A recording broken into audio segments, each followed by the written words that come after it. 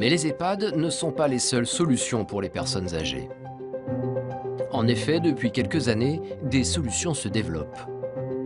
Du maintien à domicile à la colocation senior, en passant par l'accueil familial. Et depuis 2 ans, un nouveau mode d'hébergement révolutionne la maison de retraite, à la croisée entre la colocation et la résidence senior. Aux portes de Paris, à Clamart, au cœur d'un quartier résidentiel, bienvenue aux Babadines. Ici, une vingtaine de personnes âgées vivent ensemble pour environ 2 500 € par mois. Chacun a sa chambre ou son studio. Le but des Babadines, que les colocataires restent le plus indépendants possible. Parmi les résidents, il y a Marguerite, 96 ans. Elle s'est installée là il y a 1 an et la doyenne tient à faire le ménage toute seule dans sa chambre. Ça me plaît bien ici. Je peux faire ce que je veux. On n'est pas attaché, quoi. Dans une maison de retraite, c'est pas pareil. Antonine, 27 ans, est la responsable de cette maison de retraite pas comme les autres. Comme tous les midis, elle reçoit les repas livrés par la mairie. Ici, pas de cantine, tout le monde se partage la cuisine jusqu'au frigo. C'est un peu une petite colocation senior où chacun a son étage, chacun ses petits produits fétiches et où chacun sert, c'est ça. La cuisine, de toute façon, elle est ouverte, on la ferme jamais, donc ils peuvent venir quand ils le souhaitent et manger ce qu'ils veulent. Pour Antonine, ce sont ces petites différences qui font des Babadines un lieu unique. Et pour ceux qui le souhaitent, Je suis avec les repas.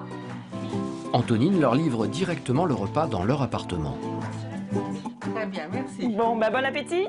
Merci. À tout à l'heure. On y va? Avec seulement 20 résidents, Antonine a le temps de passer voir tout le monde. Mais l'une des innovations des Babadines, c'est cette micro-crèche. Une dizaine d'enfants sont accueillis chaque jour dans le même bâtiment. Un lieu intergénérationnel où tous les moments sont bons pour se retrouver, comme cet après-midi pour un atelier cuisine. Bonjour tout le monde.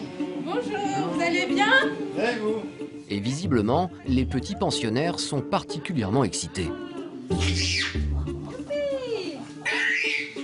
commence par la farine, Marguerite, c'est ça? Oui. Les enfants, ils s'adorent. Quand il s'agit de la pâtisserie, ils s'adorent. Ils goûtent à tout.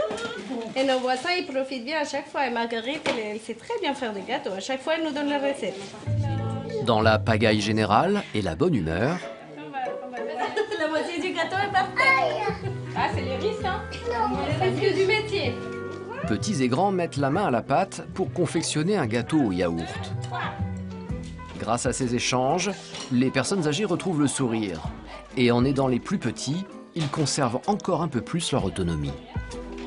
Ça les valorise, ça leur permet de capter un peu la joie, la fraîcheur des enfants et d'être... ça les motive, ça les responsabilise. Je pense qu'on finirait jamais avec tous les bénéfices qu'un projet intergénérationnel a pour les personnes âgées. Pour Marguerite, c'est le rayon de soleil de sa journée. Ils sont gentils, hein. C'est la gaieté, ils jouent, ils s'amusent, hein. Alors on les regarde. Si, c'est vrai, c'est agréable. J'aime bien les gosses. Petits et grands sont rassemblés dans le salon, prêts à se régaler en musique. La crèche fait désormais partie du quotidien de ces personnes âgées. Et le goûter se transforme en fête improvisée. Ça donne ce genre de moment quand ils viennent, donc c'est top. Ça fait plaisir à tout le monde, donc tout le monde est content, donc c'est sympa. Pour l'instant, il n'existe que 2 structures comme celle-ci en France. Mais les Babadines se transforment en franchises et vont se multiplier un petit peu partout sur le territoire.